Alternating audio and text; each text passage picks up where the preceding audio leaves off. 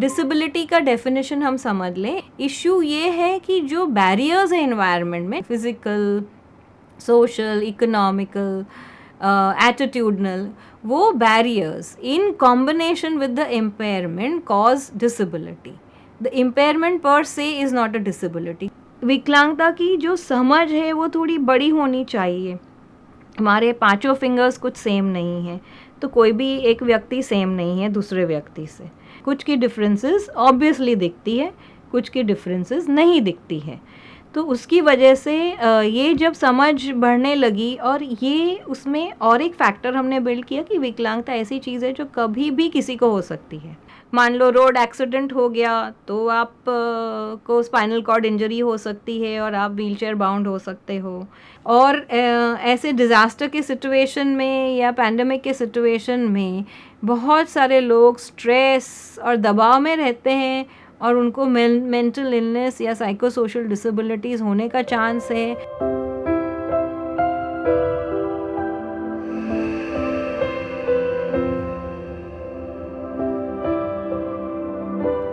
हमारे कंट्री में बहुत बड़ी समस्या सबसे पहले हम समझ लें कि विकलांग व्यक्ति अदृश्य है।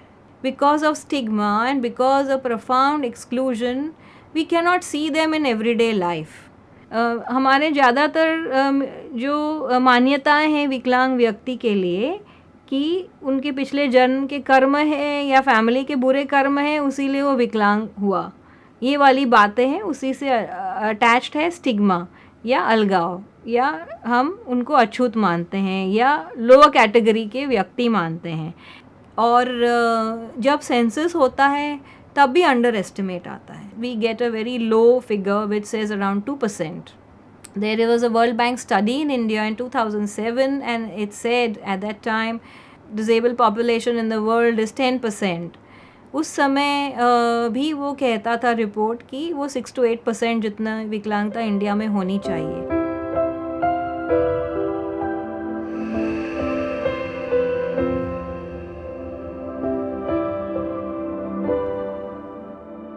पैंडमिक जैसे हर गाइडलाइंस आ जाती है वो हमेशा जेनरिक आती है, और जो विकलांग व्यक्ति स्पेसिफिक गाइडलाइंस बनाने का या तो समय नहीं होता या तो इंक्लिनेशन नहीं होता है। और ये सारी चीज़ें अगर हम विकलांग व्यक्ति को पूछ के बनाते हैं तो शायद हमारे पास थोड़ी इंक्लूसिव गाइडलाइंस आ सके। मैं एक दो एग्जांपल्स दूं कि हम कह रहे हैं सोशल डिस्टेंस मेंटेन करना है, तो अगर विकलांग व्यक्ति खुद से अपना काम नहीं कर सकता है तो वो कैसे सोशल डिस्टेंस मेंटेन करे। कई विकलांग व्यक्ति हैं जिनको अपने डेली रूटीन में नहाने धोने खाने पीने सब में मदद चाहिए। अगर उनके हेल्प को आप लॉकडाउन में उनके घर तक नहीं पहुंचने दोगे तो वो कैसे अपना काम करेंगे।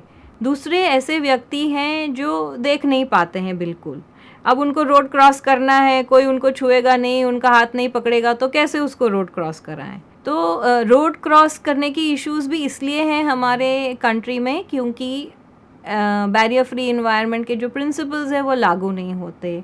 हमारे पेवर्स नहीं है, हमारे क्रॉस रोड्स नहीं हैं, हमारे सिग्नल्स ठीक से नहीं चलते हैं। तो मुझे भी बहुत दिक्कत हो रही थी, मुझे हमारे घर में सामान नहीं था तो मैं अकेली नहीं जा पाई क्योंकि रोड क्रॉस करके जाना था। तो आई टुक माई मदर विथ मी, और my mother is very elderly, क्योंकि कोई तो चाहिए जो मुझे एटलीस्ट रोड क्रॉस करा दे। तो वो रास्ते में गिर गई तो मुझे किसी को बुलाना पड़ा उनको उठाने के लिए, तो सोशल डिस्टेंस तो रहा ही नहीं। ये सब चीज़ों को हम कैसे एड्रेस करेंगे वो चैलेंज है।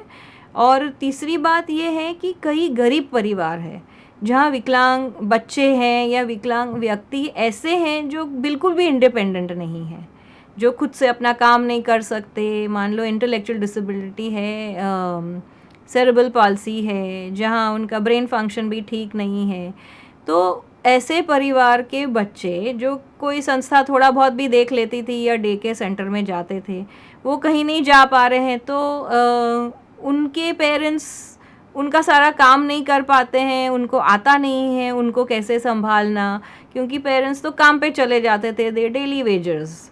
तो वो बच्चे को बहुत दिक्कत आई इन द सेंस कि एक तो उनको अटेंड नहीं हो पाया, दूसरा अगर वो माइग्रेंट फैमिली है, उनके पास राशन कार्ड नहीं है, तो वो खाना कहाँ से लाएंगे। तो कुछ एनजीओज़ ने किट्स वगैरह बांटी, लेकिन वहाँ भी लाइन थी, तो वहाँ भी सोशल डिस्टेंस मेंटेन नहीं हुआ। और चौथी बात है कि मान लो एक विकलांग व्यक्ति को कोविड-19 हो गया, तो उनको कौन सी हॉस्पिटल में जाएंगे, कौन ले जाएंगे, क्या हॉस्पिटल एक्सेसिबल है, अगर कोई डेफ एंड डम है, मतलब बोल सुन सही नहीं सकता, तो क्या स्टाफ, मेडिकल स्टाफ ट्रेंड है कि उनके साथ कम्युनिकेट करें। तो इस तरह के चैलेंजेस इस हाल की परिस्थिति में आ ही सकते हैं, और मैं नहीं मानती हूँ कि हम अभी भी कहीं भी पूरी तरह से तैयार हैं इन सब इश्यूज़ को डील करने के लिए।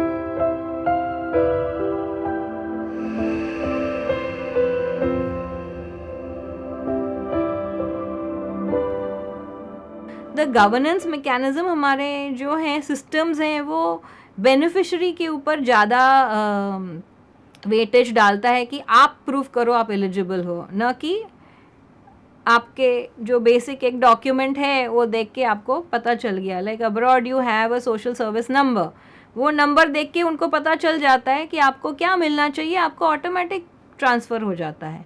यहाँ ऐसा कोई प्रोविज़न नहीं है। तो ये जो rights of person with disabilities act 2016 है, उसमें बहुत क्लियरली कहा गया है कि हर 5 साल में एक रिसर्च होगा जहां हमको डिसेबिलिटी का डेटा मिलेगा कि कितने विकलांग व्यक्ति कहाँ पे कैसे हैं। लेकिन पहला रिसर्च पहले 2 साल में होना है जहां हमें सही आंकड़े मिले कि कितने विकलांग व्यक्ति हमारे कंट्री में हैं।